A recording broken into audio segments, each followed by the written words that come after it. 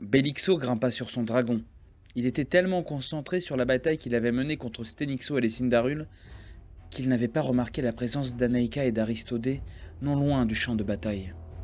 Anaïka et Aristodé, cachés dans un buisson, étaient témoins de la violence de la bataille qui venait de s'achever. Anaïka tenait son petit frère Kalou dans ses bras, le protégeant de son mieux. Les deux enfants étaient choqués par ce qu'ils avaient vu. Des soldats Ukrouk et des Sindarules qui s'étaient battus avec acharnement, des éclairs de magie et des cris de douleur. Ils étaient terrifiés par la mort qui les entourait. Anaïka, qui venait de voir la violence de la bataille, fut surprise de voir un lionceau s'approcher d'eux. Elle se sentit immédiatement attirée par le lionceau et voulut l'approcher. Cependant, Aristodé, qui était à ses côtés, était plus méfiant.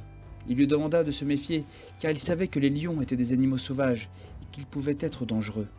Anaïka, ne voulant pas écouter Aristodé, continua à s'approcher du lionceau qui, malgré sa blessure, semblait amical. Elle vit alors que le lionceau était une femelle et qu'elle était la progéniture de Sirio, le lion des neiges, qu'elle avait vu combattre auparavant aux côtés de Sténixo. Elle décida alors de prendre soin de la lionne et de la protéger. Belixo fonçait vers les enfants, à dos de dragon. Aristodé, regarde, c'est Belixo, il va nous tuer. Que faisons-nous? Ne bouge pas, Anaïka. Nous devons rester cachés. Peut-être qu'il ne nous verra pas. Mais il est si proche, et s'il nous trouve? Tais-toi, Anaïka. Il ne doit pas nous entendre.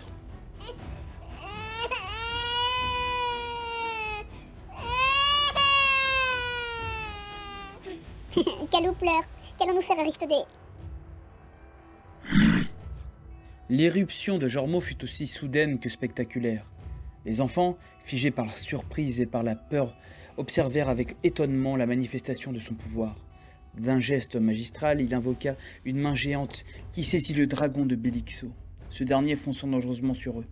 La créature fut broyée dans l'étreinte implacable de la main, ses os craquant sous la force démesurée déployée par Jormo. Belixo, qui chevauchait encore son dragon avant l'impact, fut projeté en avant, atterrissant lourdement sur le sol avec un fracas impressionnant. Les secousses du choc résonnèrent dans tout le paysage et la poussière s'éleva autour de lui. La silhouette puissante de Jormo se dressait maintenant devant les enfants, une aura de puissance magique émanant de lui. Dans un geste protecteur, il créa un petit portail interdimensionnel devant eux. D'une voix rassurante, il leur dit « Les enfants, prenez ce portail, il vous ramènera en sécurité sur Terre. »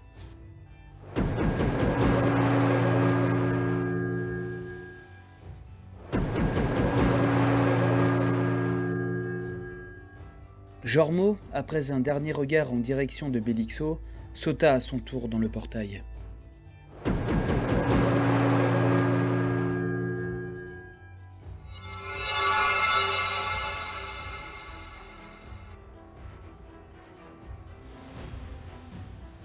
Cependant, une fois de retour sur Terre, les enfants se rendirent compte que quelque chose avait changé.